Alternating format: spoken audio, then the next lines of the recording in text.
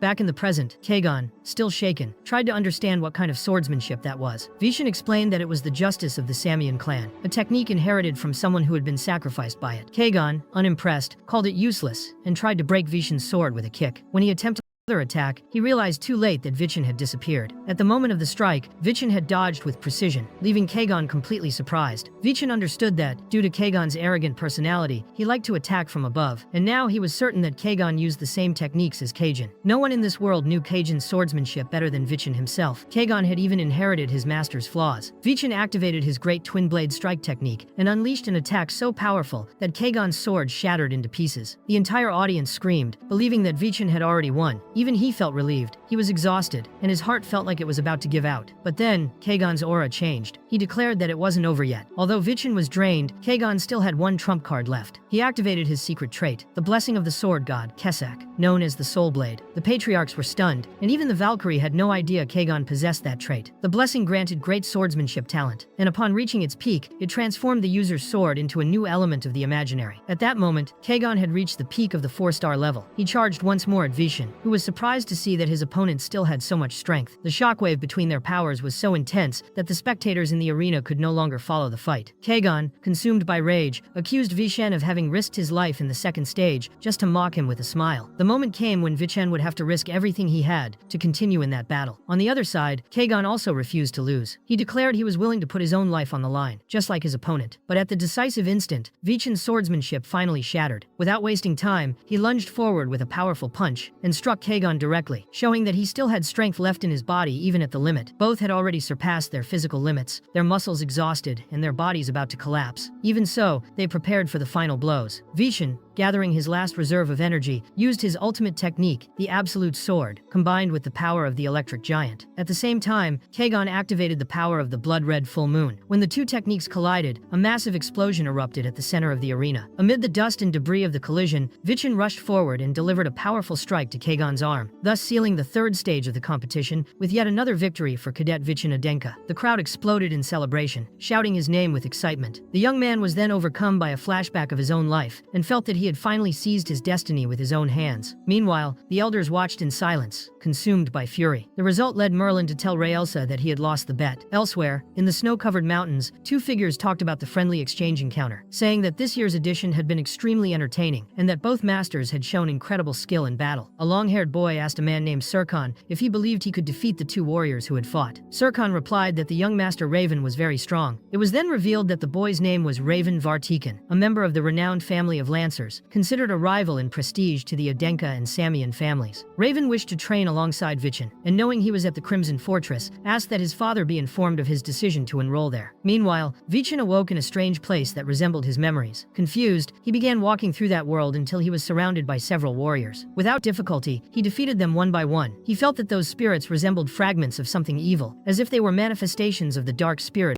archdemon Daven. It was then that Kajin appeared before him, mocking him and saying he had finally found the stump. Kajin charged at him, but Vichin realized he couldn't move. Before he was struck, Kajin was cut in half by a sudden blow. The one who delivered the strike was none other than Arslan, but immediately after, a gigantic creature appeared before them, interrupting any reaction. Vichin, frightened, tried to understand what was happening. Arslan explained that the creature was the true archdemon, the one responsible for all the chaos. Faced with the gravity of the situation, Arslan said there was no more time and urged Vichin to recover as quickly as possible. He also said that Vichin needed to surpass the Samian and face the truth he had left behind. From that moment on, everything would depend solely on Vichin. The young man woke up gasping, as if he had just emerged from a nightmare. He thought he had finally overcome Xion, but he still felt that the truth had not yet been revealed. If there was a hidden reason behind his possible disqualification from the Adenka Willblood lineage, he still needed to uncover it. At that moment, the arrival of Patriarch Khan surprised all the cadets present. Khan approached Vichin, saying he had fulfilled his promise once again and, for that, deserved a reward. He asked him to say what he wished for. Vichin firmly declared that he was not yet a true Adenka, and that he needed a master who could teach him the family's true swordsmanship. Khan then asked if he was aware that the elders did not favor him. But Vichin, without hesitation, said that he had defeated a Samian, and if the elders opposed the granting of a master, he himself would stop supporting them in the future. His words surprised even his own father, who smiled and said he agreed with him. Khan then asked Vichin to follow him. Along the way, Vichin met Rielsa again, who commented that it had been a long time since they last saw each other. Beside her stood Merlin, who was surprised that Vichin still remembered his name. Merlin introduced himself as an 8-star martial artist, master of the electric giant, and declared that he had personally recommended Vichin to receive a master. He also revealed that he was the vice captain of the White Sword unit, currently assigned to the Yellow Dragon unit, and said his full name was Merlin Falker. The surname surprised Vichin, as it was the same original name as Arslan. The scene then shifted to the main Samian castle, where Valkia was scolding her son. She accused him of having lost emotional control during the battle, which resulted in a humiliating defeat and left a shameful scar on his arm. The son apologized, but Valkia stated that a defeat could teach a lot, as long as the mistake was not repeated. If he made the same error again, she promised she would personally sever every muscle in his body. At that moment, the evil spirit of the archdemon manifested in Kagon's body. The creature, now possessing the warrior, spoke in a distorted voice and said it had finally found Dave, the one without an arm. The scene returned to Vichin, still puzzled by the fact that Merlin had the same surname as Arslan. It made him uneasy. Merlin, noticing the doubtful expression on the young man's face, asked if he had a problem with the name Falker, but Vichin replied no. He was just imagining that Merlin might be someone with even greater authority than he had realized. Raelsa then explained that the Falkers were one of the oldest martial families that once served the Adenka. Upon hearing this, Vichin internally wondered what had happened for the Falkers to change their name to Adenka, and why there was still someone with the name Falker. The woman then announced that Merlin would serve as Vichin's master starting the next day. Merlin, in turn, said that the next time they met, he would treat Vichin as a true student. Beside him, Khan said he expected the young man to dedicate himself even more to his training, since it was no longer possible to predict how the elders would react from then on. Meanwhile, the elders were meeting in secret, visibly disturbed by the recent events. They were outraged because there was no longer a way to stop Vichin, who was now considered the hero responsible for defeating a Samian. Tilavan acknowledged that the young man had surpassed all their expectations, but the other elders began to blame him for the situation. They pressured him, trying to avoid any responsibility, but Tilavan replied that he would find a solution to the impasse. Elsewhere, in the castle's underground, the bodies of the mage captain and the corrupt mages lay lifeless. The one responsible for it had been Valkia herself, who now confronted Elder Hollyman, demanding to know why he had hired such men. He responded that he wanted to ensure a complete victory for the Samian clan, but Valkia struck him with a violent kick to the face, asking if he had achieved the result he expected. She made her disdain for politics and trickery clear, stating that such things were not part of true martial arts. She added that this was the reason she had never been able to fight equally with that damned Khan. She declared that from now on, she would use her own methods, and with irony, suggested that Hollyman go tend a garden and leave the important matters to her. Shocked, the elder agreed and said he would leave everything in her hands. Shortly after, he went to the communication crystal and demanded to know what had happened during the stages of the tournament, asking whether Tilavan had any intention of interfering in the second and third phases. Tilavan explained that once Khan and Valkia appeared, nothing more could be done. Vichin's abilities had surpassed all predictions. Hollyman, realizing that chaos was spreading, stated they needed a new plan as soon as possible. Meanwhile, Vichin was lying in bed, trying to rest, when someone attempted to stab him in his sleep. He reacted immediately, ready to strike, but then recognized who it was. The one responsible for the attempt was none other than Merlin himself, who explained that it was already past midnight, and from that moment on, he should be treated as a master. Merlin noted that although Vichin's senses were good, his observational skills left much to be desired. He then asked if Vichin had noticed anything strange. Vichin realized it was the same magical dungeon created by that headmaster during the first stage. Merlin declared that if Vichin could pass his training, he would allow him to leave. Until then, he was forbidden from leaving or even using that strange sword path he had relied on. He then stated that Vichin's electric giant trait was completely completely wrong and needed to be dismantled and rebuilt from scratch. He showed a special necklace, a pendant enchanted with magic that would shatter the moment another person's electricity touched it. He said Vichin needed to destroy the pendant, or he would never learn the true swordsmanship of the Adenka. Determined, Vichin declared that he would destroy it, no matter what it took. With that, he charged at Merlin with speed, but was violently thrown back. As he got up, he saw before him the silhouette of a divine-looking being, with an imposing presence, resembling Zeus. Merlin explained that this was the true form of the electric giant. Outside, Julian watched in awe, realizing how different that spirit was from all the others they had seen. Merlin then attacked Vishen with an extremely powerful strike. The young man, confused, tried to understand the nature of those blue lightning bolts surrounding him. But before he could react, he heard his master say he was sorry. He wasn't a good teacher. The only way he knew how to teach someone was by beating them until they learned. Until Vishen mastered the true electric giant, Merlin made it clear that the teaching method would be just one punches to the face, without mercy. Meanwhile, Sari's spirit, worried about the young warrior, roamed the land searching for answers. She traveled through various places until finally finding Tilavan in a dark alley, about a week after Vichen's training had begun. After gathering all the information, the spirit returned to Sari, who grew more anxious about what was to come, fearing the dangers of that training. During the sessions, Vichen tried to combine Amalun's swordsmanship with the power of his electric giant, but Merlin, already expecting something like that, easily neutralized his techniques. Surprised, Vichen tried to react, but was distracted when he noticed the medallion on his master's body. In a quick movement, Merlin dodged and landed a precise, powerful blow to Vichen's ribs, causing him to faint instantly. Upon waking, Vichen felt his body heavy and his mind foggy. He reflected on the blue lightning he couldn't control. Just as there were two forms of the electric giant, there were also different natures between them. He stood up with difficulty and, while drinking water from a bottle, noticed how slowly the liquid poured out. In that moment, he had a realization. Perhaps he was trying to control the energy too much, like a cap holding back the water, limiting the flow of power. He finally understood that he didn't need to repress the lightning, he just needed to let it flow. With that realization, Vichen finally managed to unleash the blue lightning, the true form of the electric giant. Merlin, however, insisted that it didn't change the fact that the pendant still needed to be destroyed. A new battle began, now more balanced. Vichen attempted to use the techniques he had learned from Raelsa, but Merlin, a longtime friend of hers, already knew all of those moves. He dismantled the attacks with ease. During the clash, Vichen noticed an old scar on Merlin's body, deep and still marked by pain. He understood that it had been caused by a defeat so humiliating that it had left no room for recovery. And for a martial artist, fear, shame, and failure were lethal wounds. Aiming at that weak spot, Vichen launched a decisive strike toward the scar and, in a moment of precision, managed to tear off and destroy the medallion. Merlin, surprised, acknowledged the boy's cunning. He said that for a 14-year-old, Vichen was already incredibly experienced. With that, he declared that Vichen had passed the test and was now officially allowed to learn the swordsmanship of the Adenka. But he warned him the true training would be far harsher and more agonizing. A few days passed. While Vichen was talking with Selbira and Sizun, Sari appeared, saying she had something important to give him. It was a mission intended for rank 9 cadets. The fact that it had been directly addressed to Vichen was unusual, since this type of mission was generally reserved for rank 7 cadets. Julian, examining the content, realized that the request had been made by the elders of the Adenka family, which immediately raised suspicions. Concerned, Vichen sought out the headmaster and Merlin to discuss the mission. Vargon, the headmaster, warned that since it was his first official mission, acting alone would be too risky. But Vichen replied that was precisely why he wanted to face it alone, believing it to be a hidden test from the elders themselves. Merlin warned that everything about it seemed like a trap, a direct attempt to eliminate someone who was interfering with the plans of the higher-ups. Vargon ended up agreeing with Merlin, saying that the situation was extremely dangerous. But Vichen reaffirmed that this was his personal war. If it was a trap, then his victory would be surviving it. If he didn't make it, he would accept his fate as a true Adenka. With such conviction, Vargon authorized the mission, and the young man thanked him for the trust. The scene shifted to the rooftop of one of the fortress buildings. Herka was speaking with Vargon, saying the mission given to Vichen was cruel, and asking if he already knew who was behind all of it. Vargon replied that although the documents only mentioned elders, he strongly suspected Tilavan. But before they could continue the conversation, they received an urgent call. The Crimson Fortress was under attack by an unknown martial artist demanding to see Vichen immediately. The attacker was Raven, who advanced relentlessly against the fortress guards, insisting on finding the cadet. At that moment, the director appeared and immobilized him with a single blow. At the same time, Vargon neutralized Raven's partner. The atmosphere turned tense. A perimeter closed in around the two intruders. Then the woman identified herself. Her name was Herka, director of the Crimson Fortress, and everyone understood that the situation was about to grow even more complicated. At that moment, Raven let go of her own whip, which visibly surprised her. Suddenly, an overly excited boy appeared and asked to be accepted into the fortress, which left everyone even more shocked by the unexpected situation. The scene then shifted to the entrance of the city of Tornique. There, Julian questioned whether the mission didn't seem a bit too easy. Vichen replied that, despite its initial initial appearance, the real objective was to subdue a very specific goblin. Julian believed the goblin was just bait for them to fall into a trap, but Vichin insisted that he stay on guard. He explained that goblins live in groups, and although they may seem weak alone, they are extremely intelligent creatures, capable of using their numbers to hunt. However, that particular one was wandering alone, which indicated it might have become strong enough not to need group protection, or perhaps had even devoured its own companions. Vishen then asked the carriage driver to drop him off right there and leave the forest as quickly as possible. In the blink of an eye, Vishen had already disappeared into the woods, ready to begin the hunt. As he moved through the dense vegetation, he activated his new electric giant ability, telling himself that although the blue lightning wasn't very powerful, it could spread easily throughout the forest, becoming a tactical advantage. Shortly after, he sensed something moving in the shadows and wondered if he had finally found that damned goblin. When he spotted the creature,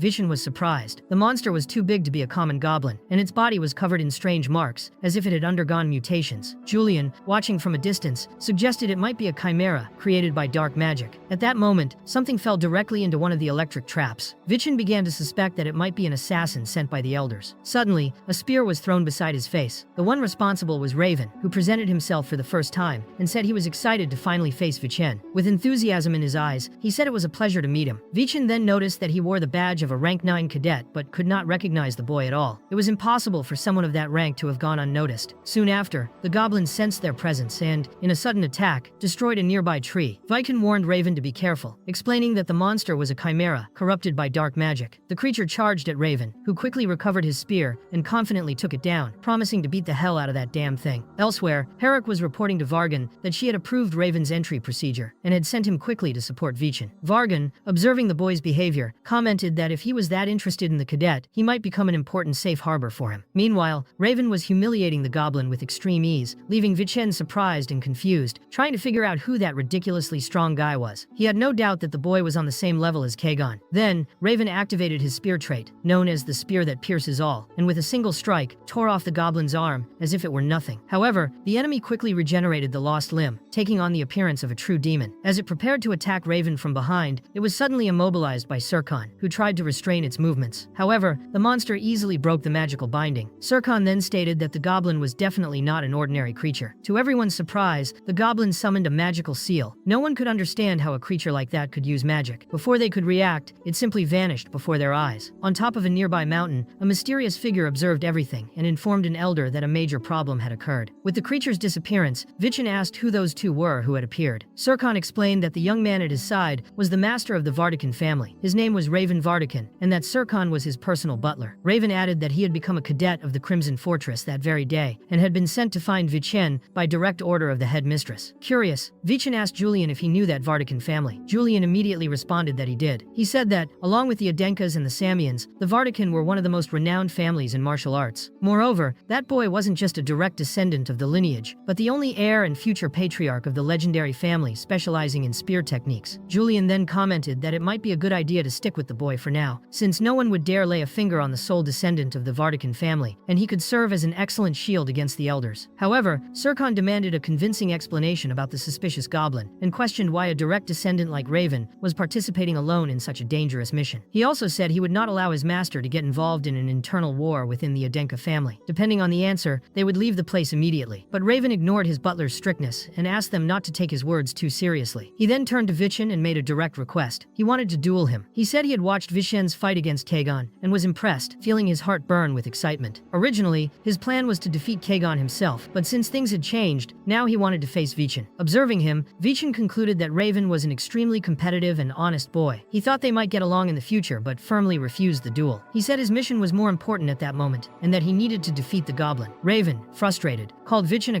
coward, but Vichin didn't care about the provocation. He reaffirmed that he would only fight him after completing his mission. Raven insisted and asked if he could fight him after defeating the goblin. Vichin sarcastically said he might accept and would think about it. Meanwhile, Surkon reflected to himself, realizing that this time Vichin Adenka had completely outmaneuvered them. The scene then changed to the main street of Tornik. They were gathered in a restaurant, sitting and talking. Surkon commented that, regarding the elders of the Adenka family, he had a feeling they had gotten involved in something extremely dangerous. Vichin added that the goblin seemed to to have been created by someone, like an artificial chimera made with dark magic. Serkan fully agreed with that conclusion. At that moment, Vichin stood up abruptly. He said he was sensing a very familiar smell, a damp and unpleasant odor that reminded him of the Samian prison. He realized the scent was coming from a man drooling in a corner of the hall. When the man looked directly at Vichin, he immediately recognized him, called him Vichin Adenka, and fell down the stairs in shock. Vichin quickly approached and tried to question him, asking who had sent him there. However, before the man could respond, his body began to change. Red markings appeared all over his skin, and Vichin noticed it was the power of the Crimson Emperor. The man's mana flow was completely out of control, and Vichin shouted a warning that he would explode at any moment. Neither Raven nor Serkan noticed the danger in time, and then, as predicted, the man exploded. Serkan reacted quickly and protected Raven with his own body, while the boy screamed for them to run and save Vichin. But Serkan believed it was already too late. To everyone's surprise, Vichin managed to cut through the explosion at the last second, and then collapsed to the ground, exhausted. Serkan, astonished, commented that he couldn't understand how he had survived such a violent blast. He said the explosion seemed to have been neutralized by a strange sword movement, something unusual and mysterious. Raven ran to help Vichin, while Serkan captured the body of the man who had transformed. Lying on the ground, Vichin thought to himself that he had nearly died. Julian, observing his condition, remembered that Vichin had already used the absolute sword 3 times that day. With that, Vichin was lucky his heart hadn't completely burst, but now his mana circuits were totally unstable. Vichin then said he needed to meditate for a while, and asked the two to stand guard. He explained that if his suspicions were correct, Serkan was a martial artist of at least 7 stars. If he wanted to kill him, his condition wouldn't make any difference whether he was meditating or not. Serkan then created a cocoon to protect Vichin during his meditation. Meanwhile, Raven asked Serkan if he had any idea how Vichin had survived. Serkan replied that he didn't know the exact details, but he was sure Vichin had cut through the explosion with his sword. The man's body, although supposedly destroyed, was in surprisingly good condition. It was as if nothing had happened to it. Later, at night, Vichin emerged from the cocoon, saying he had taken longer than expected. Julian, curious, asked about the mana he had sensed earlier. Vichin confirmed without hesitation. That was indeed the power of the Crimson Emperor. He believed the man was a prisoner from the Samian family, sent there after being forced to absorb artificial mana. At that moment, Serkan approached with a serious expression and said he had a question. He wanted to know if Vichin had known that the man would explode. He also remarked that it seemed like Vichin had a skill that would allow him to escape the explosion, and asked why he hadn't simply run away. Vichin answered that he didn't escape because there were too many people in the cafeteria, including a woman carrying a baby. If he had run, they all would have died. He then asked if Raven would have ignored those people to save himself, to which Serkan responded that of course he wouldn't. Serkan then acknowledged Vichin's value and stated that he possessed the most righteous sword among all the Adenkas. Out of respect for his conduct, Serkan declared that he would withdraw from the subjugation mission. Meanwhile, elsewhere, a man held that giant goblin tightly and muttered that he would soon let the monster devour Vichin Adenka. As dessert, he could even offer the only heir of the Vartican family. The next morning, Raven and Vichin were in search of the goblin. Vichin found it odd that Serkan was not following them, since the night before he had stated that his only role there was to ensure Raven's safety. If something had gone wrong earlier, Serkan would have killed the goblin, but that would have interfered with Vichin's personal achievement. For that reason, he chose not to intervene, and wanted to see how far Vichin's so-called righteous sword could go. He even promised not to touch a single scale of that creature. After walking for a long time, Riven, who was accompanying them, turned to the two and asked where they were going, revealing that he had no idea of their destination until then. Vichin and Julian noticed that he had simply been walking without direction. Vichin explained that they were heading toward the goblin's base and suspected it had been sent there using the same summoning method as before. Riven remarked that if Vichin had no special tracking ability, it would be impossible to locate the creature. But Vichin assured him that because the goblin was much larger than the forest ecosystem, it must have left tracks, footprints, droppings, or marking signs he had learned to follow through years of monster hunting in his past life. After following several trails, Raven commented that he had learned a lot from Vichin that day. But Vichin started to grow suspicious, as the tracks were far too perfect, extremely uniform. It was as if someone was leading them directly somewhere. At that very moment, they stepped into a trap that exploded shortly after. Vichin used his lightning storm, but his attack was blocked by a hooded figure. The man revealed that he had been expecting them and praised their intelligence for noticing the trap. He then revealed his name, Carval. Vichin asked if he had been hired by the Adenka elders, and Carval confirmed. He said he had been promised 100 million eludum to kill Vichin. Right behind them, the goblin was approaching. Vichin and Raven charged at the creature with everything they had, but it dodged all their attacks. To make things worse, Carval began attacking them as well. Vichin's body was no longer responding like before. He dropped to his knees, still suffering from the side effects of his absolute sword technique. Carval, confident, said they would both die right there. But Vichin smiled and said the goblin was his. Suddenly, Serkan emerged from the shadows, attacked Carval with his threads, and finished him off quickly. He explained that he had been hiding his presence the entire time, but even so, Vichin had noticed he was nearby. Vichin replied that he knew Serkan would never leave Raven alone, tone. However, Carval appeared again, as if nothing had happened. He recognized Serkan's name and called him the famous assassin of the Vartican bloodline, known as the King of Assassins or the Bloodthirsty Demon King. Serkan said that his name was still well known, but even so, he would not run from that fight. While Vichin and Raven faced the goblin, Serkan fought against Carval. During the battle, Carval admitted that his specialty was assassination, not direct combat, but Serkan mocked him, saying that not even as a tamer did he show any talent. Suddenly, Carval managed to manipulate the goblin and used it to attack Serkan, but he dodged with a simple movement of his arm. Raven, watching more closely, noticed something shocking. There was no doubt Carval's body was covered in dragon scales. Vichin was alarmed, as that meant Carval belonged to an extinct class. The dragon class consisted of humans who appeared normal, but when activating their abilities, their bodies were covered in scales, highly resistant to mana, like those of legendary dragons. Even so, Serkan was not intimidated. He began kicking the goblin's head, calling it useless. The creature, in turn, started to glare at him with a threatening look, but Carval was unconcerned, knowing that the monster would never escape its collar. If it lost control again, it would be killed. That was when the three realized that the collar was actually a trait of Carval, who used it to control the goblin. Analyzing the situation, Vichin said he had a plan. Serkan and Raven charged at the creature, distracting it completely. Taking advantage of the opening, Vichin focused and found the path of his sword, striking Carval directly. The attack was precise, but Carval only sneered with contempt, saying it was nothing more than a scratch. When Carval tried to issue a new command to the goblin, he realized the creature no longer obeyed him. Vichin, in a calm tone, explained that his goal from the beginning was to strike the trait that controlled the monster. With no more control over the goblin, Carval was brutally attacked by the creature, which charged with all its strength and tore his body into several pieces. Watching the scene, Vichin remarked that such a wretch could never be called a tamer. A true tamer shares joys and sorrows with the beast that accompanies him. There is a real bond between them, and through this bond, emotions are exchanged and understood. That man, however, was nothing but an oppressor who kept the goblin under control only through his trait. Suddenly, the goblin's scales began to melt. Serkan explained that the power of the dragon species could not be stably sustained in just any chimera. It was as if he had glued those scales on with fragile magic. Vichin then declared that he would end that once and for all. That creature was being corrupted and deserved rest. Since his mission was to subdue the goblin, he would also bring it peace. After finishing the monster, the group began their return. Vichin commented that the task had been imposed by the elders themselves, and that now he would respond to them with the true power of the Adenka family. Furthermore, he had in his hands a valuable piece of evidence he was bringing with him. Serkan wanted to know what evidence that was. Vichin replied that it was the King of Assassins himself, as the marks left by the threads on Carval's head proved that he had been defeated by Serkan's abilities, the so-called bloodthirsty king. Then, Headmistress Herka appeared, praising their performance and saying she was impressed. Even though her butler was clearly wounded after the battle, she ironically remarked that it was quite a coincidence to find them during her day off. Calmly descending from a tree, she stated that Vichin's mission had been a success and asked to see what he was carrying. Vichin showed the heads he had brought as proof and asked if she recognized them. Herka replied that she had never seen those people before, but that was exactly the kind of thing the power of the family could uncover. She then mentioned that there was an elder who had helped Kagon during the friendly exchange gathering. His name was Haliman Samyan, and he was responsible for the cheating on Samyan's side. The true mastermind behind everything was Elder Tilavan, who was an old and close friend of Haliman. She then sarcastically commented that it was quite an interesting coincidence. While speaking, Herka revealed that she had already sent a letter to Vargan, officially recognizing Vichan's mission as successful. Furthermore, she informed them that she had left Vichin at Vargan's residence, recommending that he work hard. That made Vargan even more irritated with her. Shortly after, a soldier rushed into the dean's office. The dean, annoyed, shouted that he was busy, but the soldier insisted, saying he brought the report on Cadet Vichin's mission. As soon as the dean took the report in hand, his face showed surprise. The details of the incident were extremely well organized, with all the information clearly recorded. That would allow him to completely disregard the headmistress's report. But when he examined the contents, he was stunned to see that the document reported an explosive attack, a chimera, the involvement of the King of Assassins, and even the appearance of a high-level mage, all of this in a mission assigned to a mere rank 9 cadet. The dean, confused, began to wonder what the hell was happening within Adenka itself. Meanwhile, Khan himself was also reading the same report. He asked Vichin what exactly he meant by all that. Vichin replied that he had two suspicions. The first was that the mission had actually been a carefully prepared trap aimed directly at him. Khan responded coldly, saying that if Vichin considered something like that a problem, he would be disappointed. But Vichin replied that, obviously, it was not a problem for him. The real issue was the involvement of the Samyan family in that mission. It would be acceptable for an Adenka elder to test a successor using the family's own power, but involving the power of the Samyans crossed all boundaries. Furthermore, Tilavan, the responsible elder, was a close friend of Haliman, and that only reinforced his suspicions. Khan then asked what Vichin's second suspicion was. Vichin replied that the elders, besides being incompetent, were completely unaware of their own actions. They were incapable of noticing what was happening right under their noses. Kanthan, upon hearing that, reflected that if the elders admitted such assumptions, they would be considered cowards. On the other hand,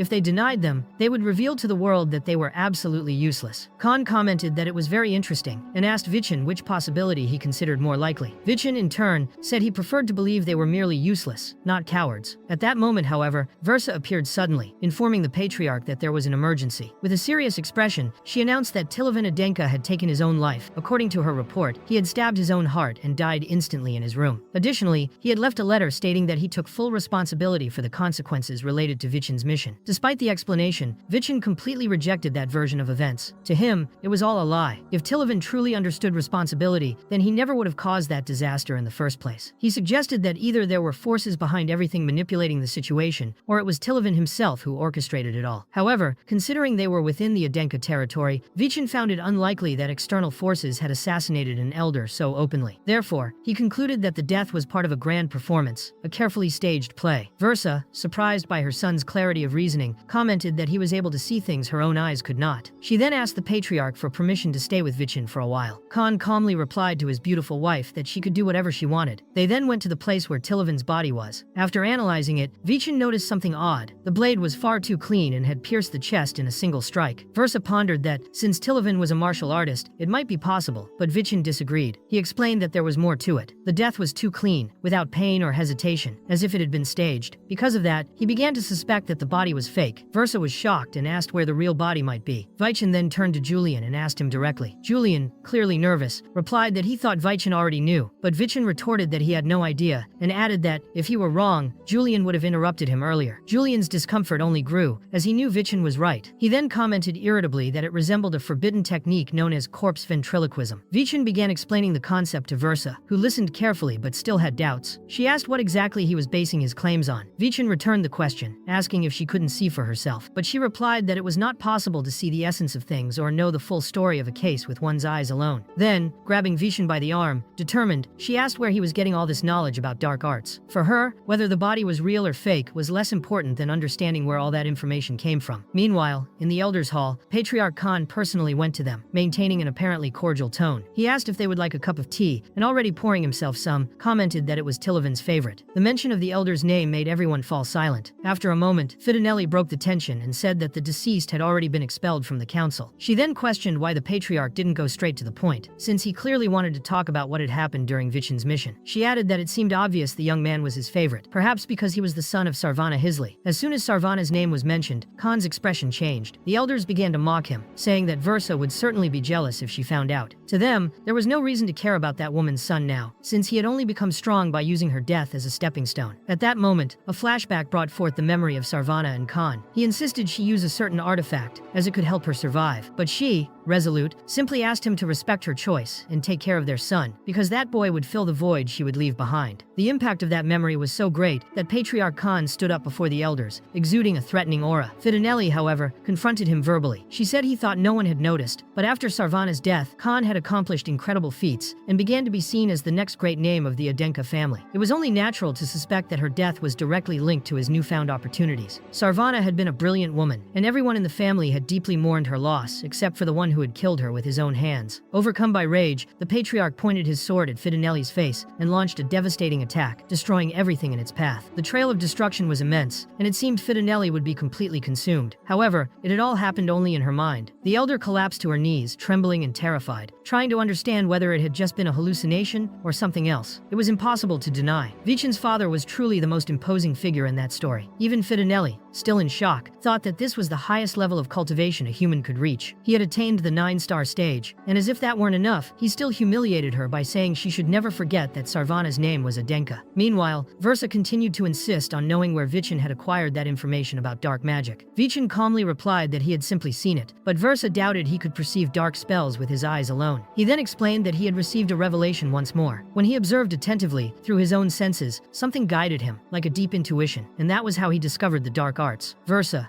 now more attentive, analyzed her son carefully. Then, she told him to never reveal that to anyone, because if others found out, the ability would lose its usefulness. She then asked whether the god who had revealed such things to him had informed him of Tilavan's location. Julian, upon hearing that, reflected that if not even their own mother had noticed anything, then they were truly dealing with a very high level of dark magic. Most likely, Tilavan had used a large portion of his life force to keep everything hidden. Vichin confirmed this theory, saying there was very little chance anyone was controlling Tilavan. To him, the elder had pushed himself beyond his physical physical limits, without external help, and based on that, he concluded that Tilavan was still hiding somewhere in that room. Angrily, Vichin made a request to his mother. He wanted to kill Tilavan with his own hands. Versa replied that he would be eliminated one way or another, so it made no difference. However, she reminded him that Tilavan was still an elder of Adenka, and asked if Vichen truly had the strength to do it. Vichen, determined, said that was exactly why he needed her help. The plan was simple. He would force Tilavan out of hiding, and when he attacked, Versa would stop him. So Vichin activated his skill, the Storm of the Electric Giant. In the next moment, Tilavan's evil spirit emerged and tried to attack him furiously, but Versa blocked the attack effortlessly with just 2 fingers. Observing that, she commented that Tilavan had truly become a dog of Samian, as he was even using the power of the Crimson Emperor. Tilavan grumbled that he would have escaped if not for her, but Versa replied that he could never escape the eyes of an Adenka. Seizing the moment, Vichin advanced with his sword and cut off Tilavan's head, declaring the end of that battle. Immediately after, Vichin collapsed to the ground, writhing in pain. Something strange was happening. His fingernails began to disappear, a sign that the destruction of the celestial exoskeleton had begun. This was inconsistent, as by all calculations, he was supposed to have years of use left, but so many battles and strain had pushed his body beyond its limit. Frustrated, Vichin was filled with anger, feeling as though he had failed once again in this life. Hearing that, Julian turned serious. He said it was unacceptable. If not for Vichin, he would never have been acknowledged by their father and mother. In an act of faith, Julian decided to use his divine powers to preserve the celestial exoskeleton. Vichin tried to stop him, knowing it could cost Julian his life, but Julian stated that he was already aware of that. He knew that, eventually, he would fade away. However, before losing his existence, he wanted Vichin to restore the exoskeleton, because he trusted his brother completely. Saying that, Julian dissolved into the air, turning into several golden butterflies. Deeply moved, Vichin promised he would find a way, no matter what. At that moment, Father Dulan suddenly appeared before him. The scene then shifted to Surkan, who was speaking with some people while Herka and Raven waited for him outside. Just then, Merlin appeared before them, saying he was very worried about Vishen after receiving the report. He asked how he was, but Herka tried to reassure him, saying everything was fine. Surkan then came out and commented that things had taken much longer than expected, but upon seeing Merlin, the mood changed completely. The tension was palpable. Herka sensed the heavy atmosphere and asked if they knew each other. Surkan, serious, replied that unfortunately, yes. He was the one who caused the scar on Merlin's face. In the next instant, both drew their weapons. Meanwhile, Dulan had already healed Vichen's body. Taking the opportunity, Vichen asked the priest if he knew anything about the celestial exoskeleton, but Dulan didn't even recognize the name. After a brief explanation, Dulan managed to understand partially what it was about. Vichen revealed that he didn't have much time, but somehow needed to restore the exoskeleton. However, Dulan lamented that it was the first time he had ever heard of such a thing, which left Vichen even more concerned. The situation seemed dire, as if they were on the verge of collapse. Despite this, Dulan said there was a way to protect the god dwelling within Vichen, and that he needed to learn to use divine power. Vichen asked if that meant he had to become a priest, but Dulan replied that it was only one of the paths, and certainly not the easiest. He then mentioned the existence of a place called the Tomb of the Celestial King, located in the Temple of Gaia. That celestial king was a legendary disciple who had founded the temple, and ancient records spoke of a sacred item kept there, the Holy Grail, a source of immense divine power. Vichen, excited, asked if he truly had to pursue a mythical object, but Dulan said it wasn't merely legend. According to accounts, a martial artist had once managed to access that power. Intrigued, Vichen wanted to know who this person was and where to find him, but Dulan revealed that, in all of history, only one martial artist had done it, and his name was Arslan Adenka. The narrative then shifted to Merlin and Surkan, who were staring each other down with tension. It was the first time they had met since the battle on the Great Plains of Shardal. Surkan was a mercenary from Tamerlan, while Merlin was a martial artist from Adenka. The two immediately clashed, but Herka quickly stepped in and beat both of them, forcing them to stop their childish fight. Meanwhile, Vichen was walking alongside Father Dulan, stating that he couldn't waste time and needed to go to the celestial tomb. Surkan, upon seeing them, commented that Vichen was seeking trouble again, and said that next time it would be an honor to fight Merlin Falker. Merlin, with a slight smile, said he looked forward to it. Herka, curious, approached Merlin and asked if his surname was really Falker. The scene then shifted to the entrance of the tomb of the Celestial King. As Vichen was about to enter, Dulan warned him that no one had ever come out of that place alive. They didn't know how deep or complex the space was, nor what kinds of creatures lurked inside. Shinon, observing the situation, asked why Dulan had revealed the location of that place, since outside there were two guards who only allowed entry with the presence of a second-class priest. Dulan then asked Vichen if he knew the story of the Holy King Lane Magor. Vichen recalled that he had heard about him while studying with Julian. Lane Magor was the hero who founded the Gaia religion, and died leading a campaign against the archdemon Davin. After his death, much of his story and deeds had been erased by his enemies. Dulan revealed that he himself was a priest who had received part of the Holy King's powers. For someone to inherit those powers, it was necessary necessary to fulfill an ancient prophecy. Only the one who had experienced death and known God would be able to find the Holy Grail. Dulan admitted he didn't fully understand the prophecy's meaning, but said he felt in his spirit that Vichin was the chosen one. Despite the priest's concern, Vichin decided to go in. He said there was no reason to hesitate, as he was the chosen of the Holy King. Without a second thought, he descended the tomb stairs. After a long time going down, he realized he wasn't reaching anywhere. The path seemed endless, shrouded in darkness and silence. Vichin then wondered if he had missed something. He considered going back to check, but at that moment, he heard a voice warning him not to look back. If he did, he would lose all sense of direction and wander the tomb forever. Startled, Vichin demanded that the person reveal themselves. Soon, creatures made of shadows appeared before him. One of them introduced itself as Melanon, leader of the assassin shades of the Shadow Clan. He stated that they had been there for over 500 years, guarding that place and waiting for the one who sought the truth. Melanon said that if Vichin truly was that person, he would have to prove his worth. Only then could the Guardians be freed. Vichin grew excited upon realizing that Arslan's mission was still alive, and asked how he could prove himself worthy. Melanon replied that his mana would be enough proof, and all he needed to do was use his swordsmanship. With confidence, Vichin activated his technique, performing the first form of the Adenka sword style, known as the Crescent Slash. In a firm voice, he declared his full name, Vichin Adenka, direct descendant of Arslan Falker, present there to continue his mission. However, Melanon responded that this was not enough. The surrounding shadows began to distort and transform into monstrous creatures. They claimed that Vichin was not the chosen one, and that he had failed his trial. He had not yet convinced the Guardians that he sought the truth. Vichin once again activated his most powerful ability, the Storm of the Electric Giant, trying to break through the enemy's defenses. However, the shadows continued regenerating, advancing upon him with growing fury. They surrounded him, repeating in unison that he would wander that tomb forever. Melanon,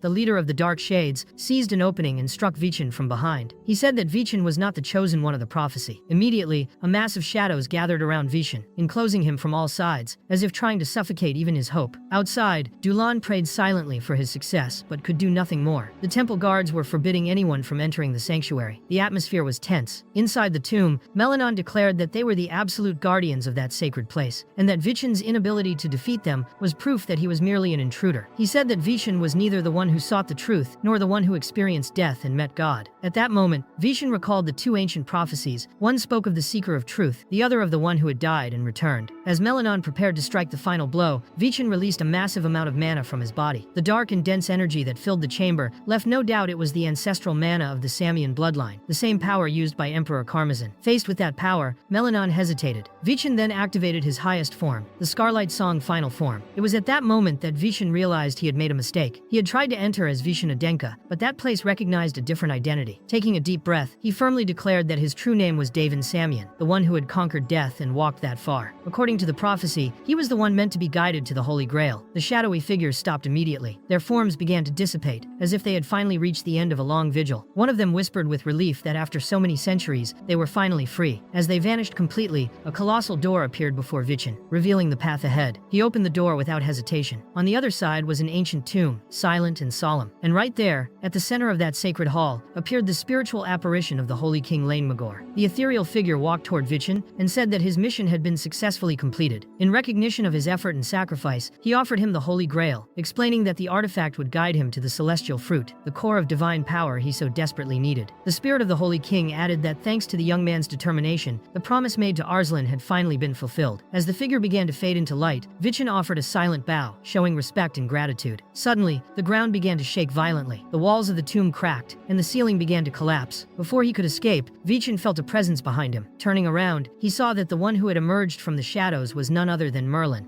Outside the dungeon, the ones who had arrived at the site were Herka and Merlin. Observing the surroundings, Herka remarked to herself that whoever sought the truth about the Adenka would eventually descend into the tomb of the Celestial King. There, she knew, the descendant of Quibel would also be present. She wondered if Merlin would be all right, because if Vichin truly was the seeker of truth, it meant Merlin would likely not make it out of that place alive. Inside the dungeon, Vichin revealed that Felker was Arslan's original surname, which seemed contradictory, since he had abandoned that name. In response, Merlin explained that within one of the traditional martial arts families, there was a prophecy passed down from generation to generation. According to it, the descendant of Falker was destined to sacrifice himself in the tomb of the Celestial King, and that sacrifice would be for the good of Adenka, as long as someone remembered his name. As he said this, some stones fell on Vichin, but Merlin saved him at the last moment. He said there was only one way to escape that place: destroy the pillar that supported the ceiling above them. If they did that, the collapse would accelerate, but it would create an exit. Vichin offered to destroy the pillar with him, but Merlin refused, saying this was his fate. He shared that ever since he first met Vichin, he had promised himself he would make sure someone remembered the name Falker, and now his moment had finally come. For him, there was no greater honor than fulfilling his mission before death. However, when Merlin was about to strike the pillar, Vichin interrupted and questioned if the name Falker meant so little to him. He said Arslan would never sacrifice himself just to complete a mission. Merlin shouted, trying to convince him to leave before they both died. But Viken believed there was a way for both of them to survive. He claimed that if he were fast enough, he wouldn't even need to use all his strength. Determined, Vichin knelt down and began gathering all his power to perform a massive leap. He combined the blessings he had received, the Dwarf King, the Galactic Wanderer, and the Electric Giant. Then, he asked Merlin to strike the ceiling at that moment. Merlin launched a powerful blow, creating a hole above them, and Vichen jumped with all his might. However, the jump wasn't enough to reach the exit. That was when Merlin pushed him with all his strength, throwing him out of the tomb. He said that no matter what happened, he believed Vichen would uncover the whole truth. With that, he ended up sacrificing himself. Before the worst could happen, Herka appeared suddenly and used her whip to grab Merlin in time. She explained that the name Quibel had been mentioned on purpose, so that Falker could be saved. Sometime later, Vichen woke up and saw that Merlin was safe and sound. He also learned that they had managed to recover the Holy Grail left by the Holy King. Dulan, who was also there, could barely believe what he was seeing. As soon as Vichen touched the Holy Grail, all the divine power it held began to be absorbed. Suddenly, the chalice filled with water, and Vichen wondered if drinking it would allow him to gain divine powers. Herka, watching the scene, found it disgusting since the water had been there for 500 years. Even so, Vichen drank it, and his body began to overflow with energy. At that moment, Julian reappeared, excited, asking if Vichen had restored the celestial skeleton. Vichen, however, replied that he had found a way to restore his sacred power instead of recovering the old skeleton. Julian, looking around, was confused by all the destruction. Vichen explained that he had gone to the tomb of the Celestial King, and that after completing his objective, the structure collapsed completely. Meanwhile, the news about the collapse of the tomb spread, and everyone read in shock that the one responsible for the disaster was Lord Vichen. Versa, upon finding Vichen, expressed her outrage, saying she thought he was still bedridden. Vichen explained that he had recovered quickly thanks to Father Dulan's care, but Versa became even more furious upon realizing he had caused such a huge mess. At the Temple of Gaia, at the main headquarters, Dulan defended Vichen, saying the young man had no reason to destroy such a sacred site. However, the first-class priest, Nelyuk, found Dulan's words too mild. To him, the most important point was that the heir of Adenka had destroyed a historical site of great value to Gaia. According to him, they had every right to demand compensation, since the alliance between Gaia and Adenka had lasted 500 years. Even if it were just a reasonable donation, it would be acceptable. Dulan, however, understood that Nelyuk wanted to use the money for his personal benefit. Soon after, Delbek appeared, agreeing with everything that had been said. He declared that Vichen should take responsibility for the catastrophe at the tomb, and asked if the others didn't think it fair to sacrifice Vichen's left arm as compensation. It was as if the curse followed him through every life. Later, Versa continued scolding Vichen, saying he had destroyed a grand historical site. She reminded him that the Temple of Gaia and the Adenka had maintained an alliance since the war against the Archdemon, and that if the pact were broken, the consequences would be far greater than they could imagine. She warned that the temple would send a protest delegation and demand unthinkable conditions to maintain the alliance. At that moment, Raelsa entered, carrying an object, and showed the Holy Grail. Vichen then revealed that it was what he had found in the tomb of the Celestial King. Despite the discovery, Versa questioned whether it was truly just a common chalice, and how it could have withstood the damage caused by Vichen. However, Vichen replied casually, saying that instead of causing confusion, people would end up thanking them. According to him, no one had any emotional attachment to the tomb of the Celestial King. The site was completely abandoned, lacked any preservation efforts, and had only 2 guards at the entrance. Additionally, entry was only possible when accompanied by a priest, meaning anyone could gain access as long as they brought a religious figure. For Vichen, this showed that the temple didn't truly value that heritage. If they had really cared, they would have investigated the tomb's interior on their own, even at great risk. That alone was a sufficient reason not to accept any blame for what had happened. Even so, Versa expressed her disappointment. She said that, even knowing the power of her eyes, Vichen continued lying shamelessly to her. Impatient, she demanded he stop stalling and reveal what he was hiding. Faced with this, Vichen admitted he could no longer lie to her, and asked her to look at something carefully. As soon as she saw what he was showing, Versa was startled. She quickly asked Raelsa if there was any chance the object had been forged, but Raelsa replied that, being so ancient, that would be impossible. Versa's expression changed immediately, for now she knew that with that in their hands, they could completely turn the situation around. A few days later, the protest delegation from the Temple of Gaia arrived. On that occasion, Dulan warned Nelyuk, saying he was making a huge mistake, but Nelyuk coldly replied that he was simply doing what he believed was right, even though deep down, he was trying to climb the ranks to become the high priest. During the preparations for the official meeting, Delbek asked if what Versa had said earlier was true. She confirmed it, adding that she appreciated the fact that he had allowed Vichen to take part in such an important event. However, she also declared that if he failed to prove his innocence, she would personally behead him. At the ceremony, Versa welcomed the delegation from the Temple of Gaia, remarking that it had been a long time since they last met. The scene then shifted conducted to the council in session. The temple's representatives asked the elders to formally declare what had happened. Meanwhile, Delbek thought about how the incident could be used to subdue the council of elders and strengthen the temple of Gaia. However, Vichin kept a faint smile on his face, staring directly at his opponent. Irritated, Delbek stood up and asked what was so funny. Calmly, Vichin responded that he found it amazing how Sir Nelyuk had decided to exclude the Lady of Adenka from that discussion. Nelyuk, enraged, called Vichin ignorant and said that if he could not explain his actions, he should offer his life as payment. In response, Vichin formally introduced himself as the 7th son of the Adenka family and a 9th grade cadet of the Crimson Fortress. He then pulled out a communication crystal. At that moment, the image of the Holy King appeared before everyone. He thanked Vichin directly, saying that thanks to him, he had been able to fulfill the promise made to Arslan, and then disappeared. With a smile, Vichin asked if they could now truly begin the meeting. Meanwhile, the narrative briefly shifted to another location. A man arrived at a small workshop, asking if it was Hansen's atelier. A woman, irritated, replied that if he was there because of a sword, he had better leave. The man explained that he didn't want a weapon, as he was a journalist. He only wanted to confirm whether it was true that Hansen had forged the Crimson Lotus, the sword that defeated the young master of Samyeon. The woman became furious, saying they were always showing up with the same request, wanting to forge legendary swords and interfering with their work. Hansen, noticing the commotion, asked if she was arguing with a customer again. She apologized, but the journalist insisted on speaking to the blacksmith for just a moment. This surprised Hansen, for thanks to Vichin, he was once again being called master. Even so, Vichin had never spoken to him again, not even through a communication crystal. Back at the meeting, everyone was shocked that Vichin had presented the image of the Holy King. Nelyuk tried to discredit the evidence, claiming it could be a trick or a fake projection created to conceal his sins. But the other members asserted that it would be impossible to manipulate a mana crystal of that kind. Then, Vichin asked everyone to look at the object he had brought with him. It was the gift left by the Celestial King, the legendary Holy Grail. Nelyuk scoffed, saying that Old Cup couldn't possibly be the Holy Grail. However, Vichin responded firmly that Merlin, from the Yellow Dragon unit, had sworn on his life that it was real. Dulan, present at the meeting, also declared himself a witness. He swore on his life, and on the power of the Holy King within him, that it was the authentic Holy Grail. This made Nelyuk even angrier. Versa, taking advantage of the moment, proposed a wager to Delbek. She said she would bet her right arm on the truth of Vichin's claim. Delbek, even though everything seemed suspicious, did not back down. He said he would bet his left arm that Vichin was lying. Vichin then declared that he had already put his own life on the line, but pointed out that Nelyuk had yet to wager anything. Nelyuk, trying to maintain his composure, stated that he too would bet his life, claiming that the cup was fake. Faced with this, everyone else present was influenced, and also bet their lives. With the bet sealed, Vichin called Father Dulan and asked him to touch the Holy.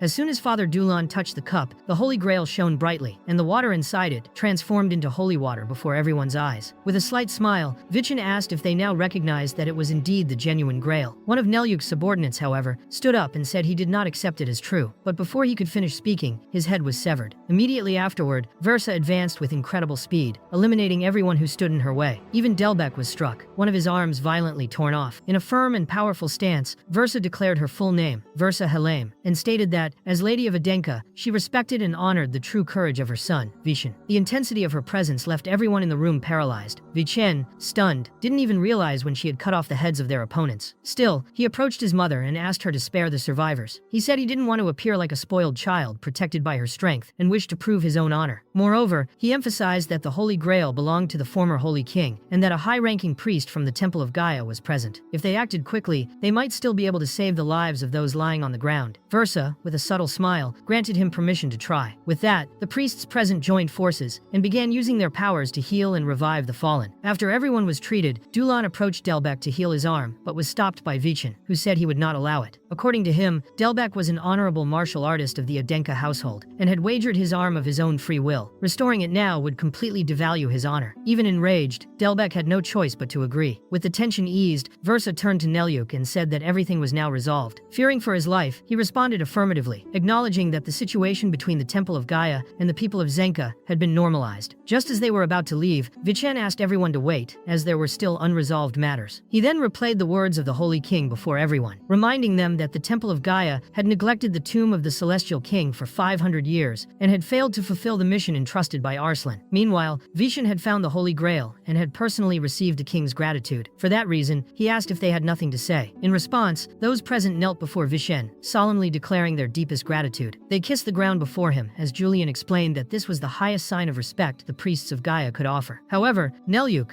though humiliated, secretly harbored the desire to take revenge on Vichin. At that moment, the door opened, revealing a group of journalists positioned outside. They all saw the priests kneeling before the seventh son of Adenka, and flashes began firing from every direction. Desperate, Delbecq ordered the guards to be summoned immediately. He claimed that the contents of that meeting could not be made public and asked Vichin if he truly intended to violate the regulations. But Vichin replied that he had forgotten the final clause of those regulations, which stated that, in situations not beneficial to the Adenka, extraordinary decisions could be made. In this case, transparency was necessary. Days later, the incident between Vichin and the Temple of Gaia had spread across the continent, becoming major news. As a result, Vichin decided to entrust the Holy Grail to Father Dulan. As the heir to the power of the Holy King, no one was more suitable to protect it, especially since Dulan would need divine power frequently. Dulan, surprised, asked if Vichin truly trusted him after everything he had witnessed at the temple. But Vichin simply said yes, reminding him that Dulan was the same priest who had once given him the miracle stone, and that he believed he would use the Holy Grail wisely. As they talked, Raelsa suddenly entered the room without knocking, leaving everyone awkward. She announced that Versa, the leader of the Diversa household, had invited Vichin to dinner that evening, leaving him visibly surprised. During the dinner, Versa asked if Vichin would be leaving for the Crimson Fortress the next day. He replied yes, as he was still a cadet of that fortress. Julian then commented that neither Versa's father nor Versa herself had ever invited anyone to dinner in such a manner before. Vichin, trying to remain calm, said there was no reason to be nervous. After all, they had found the relic of the Holy Grail and defeated 2 members of the Council of Elders. Versa, satisfied, said she wanted to give Vichin a gift for his achievements. As recognition, she asked him to choose something he desired. Vichin, after thinking for a moment, said he had already decided what he wanted. He wished for the opportunity to take the advancement exam as a cadet of the Crimson Fortress, a test that normally occurred twice a year and was highly competitive. Versa, surprised, commented that he was underestimating her influence. She could raise him to whatever rank she wanted without the need for any exam. However, Vichin replied that he was satisfied with his request. He stated that it was the correct path to follow. If he advanced using his mother's influence, he might take the place of someone who deserved it more. Vichin said he wanted to advance only by his own abilities. In response, Versa Helene commented that, in the past, she had the same ideals, but over time, with age and accumulated responsibilities, she sought only the quickest and most efficient paths. Still, recognizing her son's resolve, she declared that once he returned from the Crimson Fortress, he would receive a special mission. That mission would be considered his advancement exam for rank 8. Wishing him luck, she encouraged him, and Vichin thanked her for trusting him. Later, in another scene, Versa spoke with Raelsa, saying she would begin drafting Vichin's mission. The task would take place in the city of Maelturn, located on the southern coast, a region governed by the influential Vior family. According to her, that city overflowed with wealth, despite lacking any special products. The patriarch of the Adenka family had already expressed concern about that place, as rumors circulated that the Vior family was stealing from their own citizens. Vichin's mission would be to accompany a priest sent by the Temple of Gaia to investigate the events there. Raelsa, however, expressed concern. She reminded Versa that Vichin had recently humiliated the Temple of Gaia, and yet she wanted him to protect their members. She also mentioned that the Vior family patriarch was known for his greed and, if offered enough of a bribe, would probably not hesitate to attack Vichin. But Versa replied that this was exactly why the mission would be considered a true test. Meanwhile, back at the Crimson Fortress, Vichin was welcomed by Herka and Vargon. Herka mentioned that she had heard rumors that he had dealt with the arrogant Tilavan, saying she was relieved to be rid of that unwanted group. Noticing her sincerity, Vichin responded with curiosity, and Herka revealed that Tilavan had asked her to become his concubine, which deeply disturbed her. She then said that she hadn't called him there to talk about that, but rather to give him his mission. He would have only 3 days to prepare before departing. Vichin wanted to know where he would be going, and Vargon informed him that his destination was Maelturn, a city located at the far south of the continent. Soon after, Selbira appeared, and upon hearing about Vichin's destination, asked to accompany him. Then, Seri began explaining the situation of that city. She highlighted that Maelturn was governed by the Vior family and protected by a powerful barrier. Even though it bordered the Helame family's territory, there were no records of conflict or tribute payments, which drew attention. Upon hearing that, Vichin reflected that the Helame family was his maternal lineage, and quickly realized that the mission was deeply tied to his mother's interests. Selbira continued, explaining that in that region, remnants of an ancient naval battle from 200 years ago still remained. This piqued Vichin's interest, as he noticed her enthusiasm for history. Embarrassed, Selbira revealed that her true dream was to become a historian, not a martial artist. However, since that dream was not profitable, she had joined the Crimson Fortress. Even so, Selbira again requested to join the mission. mission, and shortly after, Sizun and Harmon also stepped forward, saying they wanted to accompany Vichin. He accepted everyone's help, recognizing the value of their company. However, he still wanted to bring one more person, and then invited Raven. He said that if Raven helped him with this mission, they would have a serious duel in the future, as a commitment between martial artists. Raven accepted without hesitation, considering it a perfect proposal. But Vichin knew that if Raven got involved, Serkan would appear as well. It was at that moment that Raven said he had remembered something important. Serkan wanted to speak with Vichin. Suddenly, Vichin was bound by ropes, caught in one of Serkan's typical traps. When Serkan appeared, he said he didn't mean to frighten him, just test his reflexes, and asked why Vichin hadn't drawn his sword. Vichin, calm, explained that he hadn't sensed any killing intent from Serkan, which made the other burst into laughter, saying he was truly fascinating. Vichin asked what kind of technique that was, and Serkan explained that it was a barrier capable of completely sealing off everything from the outside. Julian added that the space they were in was the territory of the bloodthirsty king, a place from which few had survived. Serkan then stated that the technique was originally designed for assassinations, but also proved to be extremely effective for confidential conversations. He went on to say that, although Vichin had mentioned that no one had survived that technique, there was one exception.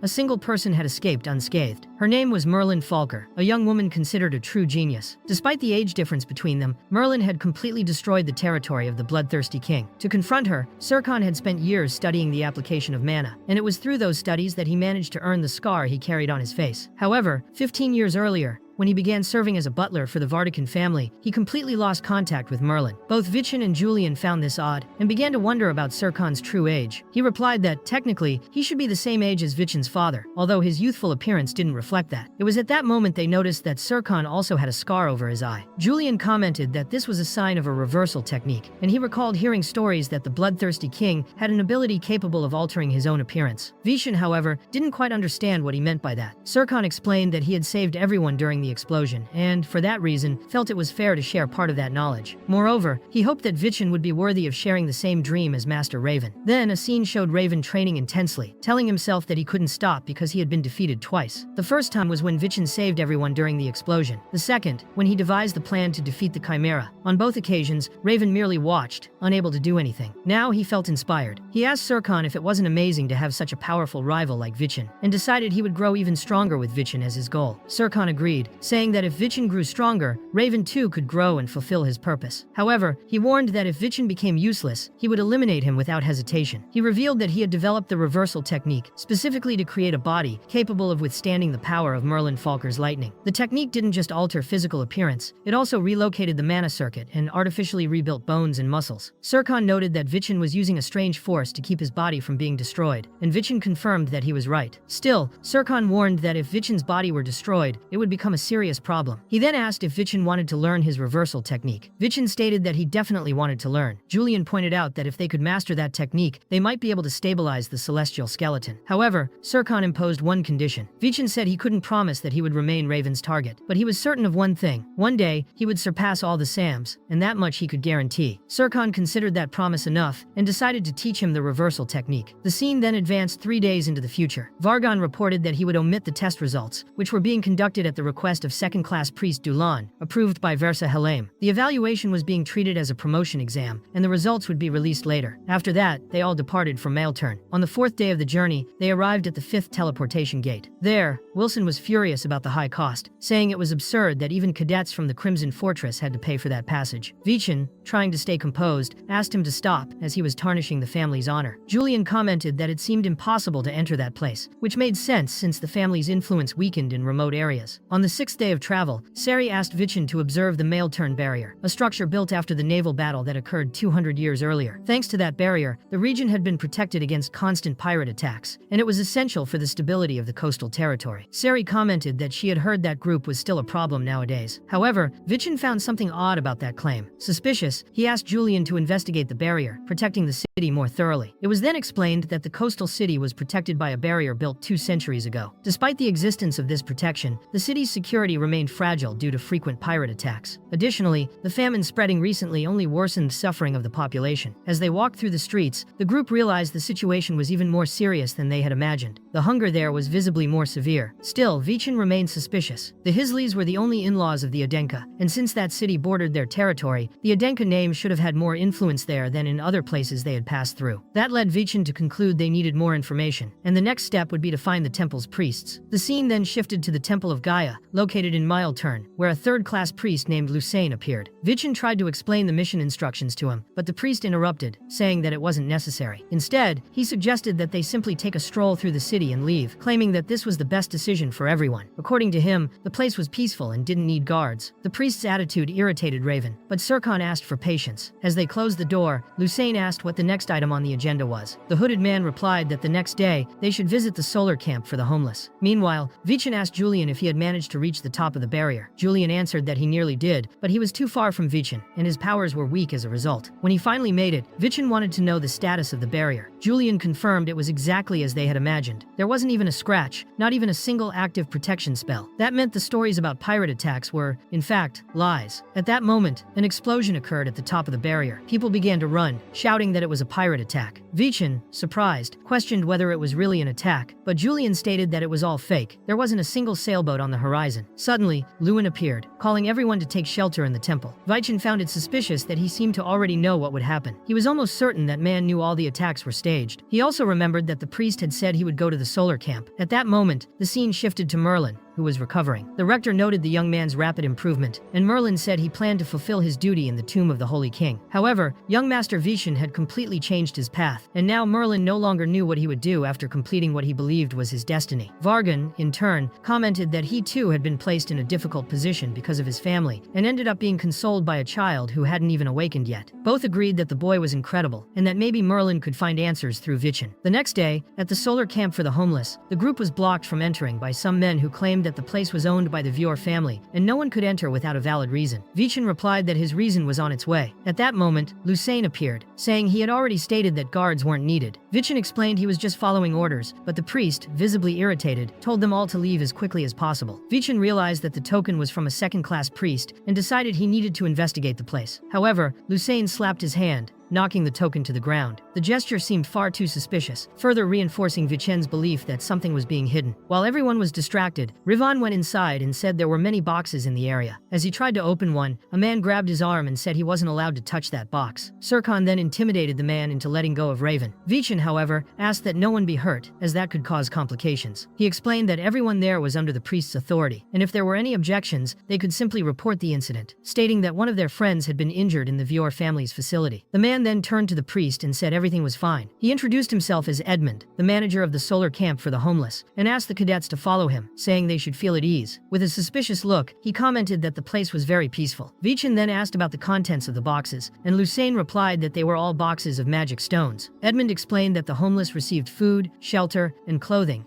in exchange for helping refine those stones. Lucane added that the priests were responsible for tending to the wounded, since accidents were common there. But Seri found it all strange, since it didn't make sense for ordinary people to perform a task that only mages were capable of doing. Edmund replied that it was only possible to a secret technique of the Vior family. He then took the cadets to visit the work area, guiding them through all the facilities. Finally, he showed them the last location, the rooftop, which offered a beautiful sunset view. Vichin then pointed to some buildings ahead and asked what they were. Edmund replied that they were used for storage, as magic stones required extensive maintenance. However, Vichin found that excuse very weak. Lucane commented that since there were no injured people that day, everyone should rest. While the others slept, Vichin observed the moon, deep in thought. In the nearby forest, some people were walking along a dirt trail. One of the men said there were 10 prisoners and no one was to escape. If they kept moving that slowly, there would be serious consequences. This man was a martial artist from the Vior family, named Helk. A blonde man began to beg, saying he wasn't homeless, and that he had a newborn daughter at home. He pleaded to be set free. Even so, Helk kneed him in the stomach and demanded to know where the daughter was, because he would take her too. The man fell to the ground, crying in despair. Helk reinforced the threat. If anyone tried to escape, all their relatives would be captured. At that moment, one of the prisoners was pulled into a bush. Shortly afterward, Helk announced that they had arrived at the place where the real work would begin. But when they counted the people, they realized there were only 9. As they were about to search for the missing one, a man appeared saying he had gotten lost. In truth, it was Vichin in disguise. The scene then jumped back to 2 hours before the infiltration. Seri commented that it was impossible to mine magic stones with regular pickaxes, which proved that something was being hidden. Harmon argued that they had already seen all the facilities, but Vichin disagreed, saying they still needed to inspect the warehouses in the mountains. He also noted that Edmund had incredibly sharp senses for someone claiming to be just a manager. His eyes resembled those of a professional assassin, like the one who had ambushed them some time ago. Vichin then declared that he would infiltrate that night and asked Serkan if he could use the reversal technique to transform into a smaller human. To mislead everyone else, Serkan disguised himself as Vichin, while the cadets gathered at Lusane's church. Back in the present, the captured men were thrown into a cell. As soon as one of the guards left, the spirit of the series appeared in the area. Vichin commented that he had managed to get in without being noticed. The blonde man continued begging, saying he was from the main city of Mailturn, 12th Street, 3rd house. His house had a green roof, and his daughter was still there. He begged them, at least, to feed the child. At that moment, Helk appeared with a black pill, saying it was time to eat. He forced Vichin to take the substance, which greatly worried Julian. However, he soon realized that Vichin was using the reversal technique to avoid absorbing the pill. He then used his lightning to slowly analyze the item's composition. After some time, Vichin was startled to realize the pill was highly refined and charged with concentrated mana. Julian remarked that this was being given to ordinary citizens, not martial artists. The mana accumulated in the heart would cause the organ to explode. Vichin then wondered why those people were being kidnapped. Julian explained that for someone who already knew how to store mana in the heart, it could even serve as a supplement. The scene shifted to a few days later. Vichin noticed a building he had never seen before. Helk ordered each person to enter one by one. When the blonde man entered, he was surrounded by several spirits and ended up possessed. Helk smiled in satisfaction, saying he knew at least one of them would work. Vichin remarked that it was impossible not to notice that it was a contract with the evil spirit of Davin, but he wondered how someone who wasn't even a martial artist had managed it. That was when he realized the secret lay in the black pills. The blonde man was chained by other guards, and Helk commented that manager Edmund would be very pleased. Then they pushed Vichin forward, saying he was next. But at that moment, Vichin was thrown into a completely dark place. There, he began to receive memories from his past life, including the voices of his parents saying he should die. He realized that from birth to death, his parents had never accepted him. Even so, he decided he would not be defeated by it. Filled with rage, he launched a powerful attack against those visions. Using the power of his electric giant, he completely destroyed that space, causing an explosion so intense that everyone in the city turned their eyes toward that direction. Vichin charged quickly at Helk, who managed to block the attack with his sword. However, since Vichin always instinctively targeted the arms of his opponents, he still managed to tear off Helk's arm. Coldly, Vichin declared that, as a martial artist and a human being, he could not turn a blind eye to such cruel crimes. All the men present tried to attack him at once, but Vichin defeated each one with precision. He then told Helk it would be best to call a priest immediately, or he would never be able to use his arm again. Overcome by fear, Helk screamed desperately for help. Vichin's plan had worked. Soon after, Vichin entered the building and destroyed everything in his path, using both his absolute sword technique and a powerful lightning storm. After defeating all the martial artists guarding the place, he realized he had used more mana than expected. At that moment, a sword struck the ground right beside his face. A figure dressed like a jester appeared, laughing, and said Vichin was a greedy little boy. Julian identified the figure as a masked man with a constant smile and clown-like attire. It was Viewer Jester Lancerton, a 7-star martial artist. Jester commented that he was curious to see what kind of useless dance the Denka family's 7th video would show him. Julian grew serious and explained that this man was a monster, one of the 5 most powerful martial artists in the Viewer family. Jester then asked Vichin if he could recognize the power gap between them. Vichin thought of the other 7 stars he knew, like Raelsa and Serkan, and concluded that this man was nowhere near their level. With his sword in hand, he declared that Jester was weak compared to true 7 stars. Jester simply laughed and asked if he would still say that after being full of holes. He then threw several knives at Vichin, claiming that the difference in the number of imaginaries was absolute, and that no matter one's talent, no one could overcome that. However, Vichin was already behind him and remarked that, up close, his mask was even uglier. To Jester's surprise, there were 2 Vichins. The one on the ground was actually Serkan in disguise. He repeated that the clown was weak compared to real 7 stars and, with his threads, sliced off Jester's head with such incredible speed that the man had no time to react. Shortly after, Raven arrived at the battle site, saying he wanted to help too. But Vichin replied that now they needed to investigate what was truly happening in the shadows of Mailturn. He began interrogating the survivors. An old man explained that all of them had been kidnapped by Priest Lin and forced to produce magic stones. A dark doorway was used to impose contracts of darkness on people with even minimal mana potential. Most of them died, consumed by evil spirits, and the few survivors were used as catalysts to produce the stones. Vichin was overwhelmed with rage upon hearing that and wondered where justice was in the world. Serkan asked how the process worked. The man explained that everything was done with a device located on site, a tool powered by dark magic, capable of transferring mana directly into the magic stones. Vichin approached the sphere, touched it, and saw saw a black aura emerge. He thought that, since he had taken the mana pill and passed through the dark door like the others, he might be able to replicate the process. A magic stone then appeared in his hand. He asked Julian whether it could be used to record and store the information from the place. Julian answered yes, as it was irrefutable evidence, so Vichin began the recording. Meanwhile, on the surface, Lucene lamented the situation, saying it was disappointing to be humiliated by a boy, not even 15 years old. Then, Vichin appeared before him and slapped him across the face, saying it was shameful to use innocent lives for personal gain. He stated that the place would be completely shut down, and that everyone would be taken to Jeremiel's judgment tower. But suddenly, Edmund appeared. His body reeked of rot, and everyone stepped back. Then, from his mouth, 2 hands emerged. A man tore Edmund's body in half and emerged from within, revealing himself as the true Edmund, first-class strategist of the nightmare. Vichin, shocked, asked Julian if he knew anything about what was happening. But Julian replied that he had never heard of anything like that and believed it must be connected to some kind of secret organization. Vichin carefully observed the man who had exposed himself so recklessly. To him, anyone who did that could only intend to kill everyone there, and that was exactly what happened. The man summoned a giant serpent that immediately lunged forward and devoured all the nearby allies, including Priest Lucene himself. Surprised and enraged, Vichin tried to understand what was behind such an atrocity. But Edmund, with cold detachment, replied that it was all for a better world. Moments later, several skeletons began to rise from the ground, and he declared that they would all become his puppets. The battle began, with the group facing off against the undead army. In the middle of the fight, Herka suddenly appeared and asked if they needed a hand. She explained that the situation had already exceeded the mission parameters, so she had come. She then faced Edmund and questioned what he would do now that the corpses he was using had disappeared. But just then, people began fleeing in panic from the collapsing tower. Jester emerged from the debris, claiming he was still in possession of the body of a powerful 7-star martial artist. Even so, Herka said there was no need to be afraid, since most undead became useless once the necromancer controlling them was destroyed. With her whip, she managed to bind Edmund. But Julian soon noticed something more. He was a lich. Vichin realized it as well, and quickly warned the director. A lich is an immortal undead that can only be destroyed if its phylactery is annihilated. Even then, if the body is only broken apart, it becomes even more dangerous, increasing the range of its attacks. At that moment, the giant jester struck from behind, with Edmund appearing atop his head. He proudly declared that his collection would grow, as everyone there would become part of his nightmare troupe. Serkan remarked that when a martial artist is brought back to life by a necromancer, their power becomes even greater than before.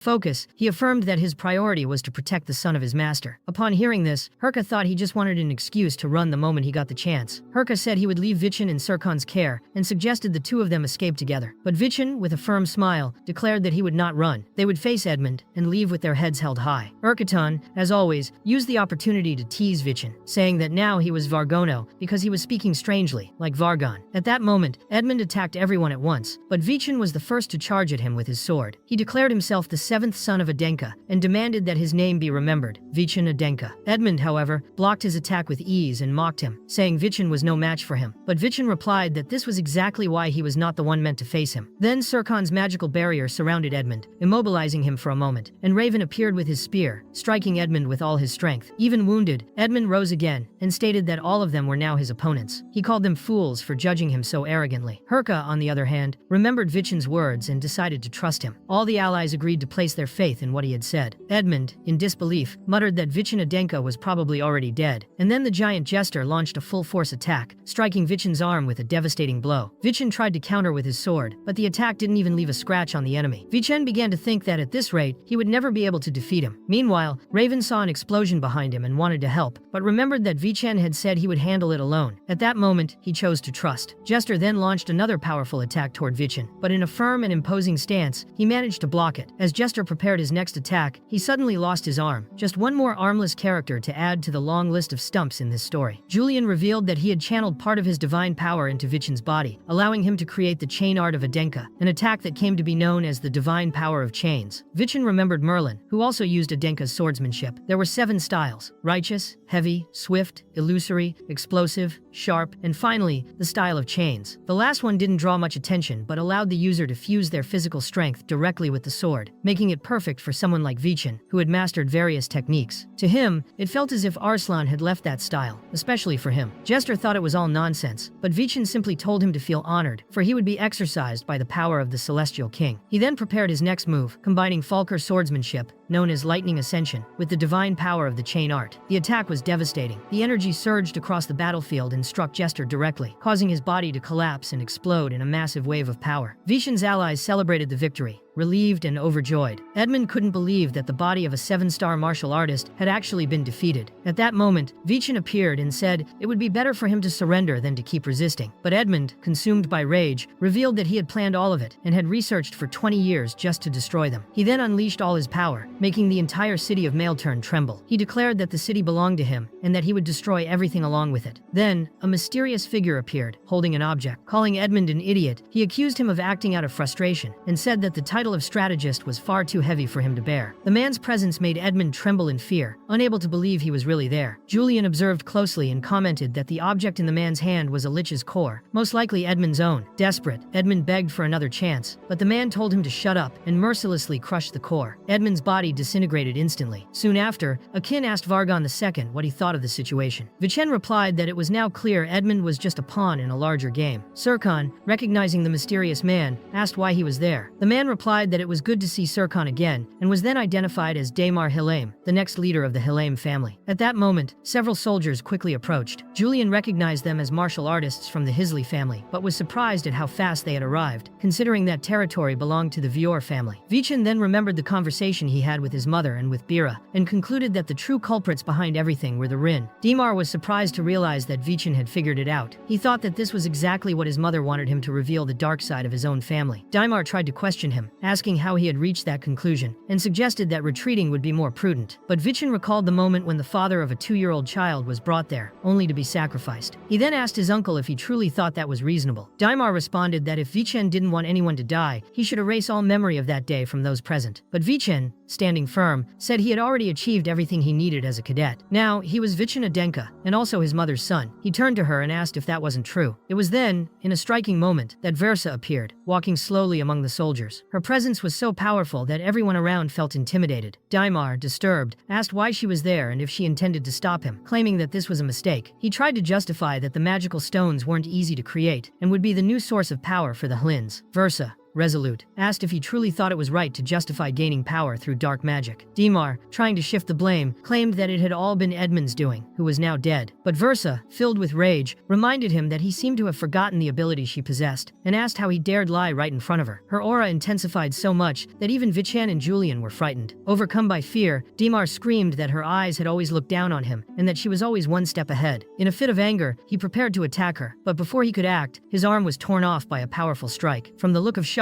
everyone understood that the one responsible was Khan. The blow was so devastating that it destroyed everything around them. Terrified, Daimar quickly began apologizing, saying he had lost control for a moment.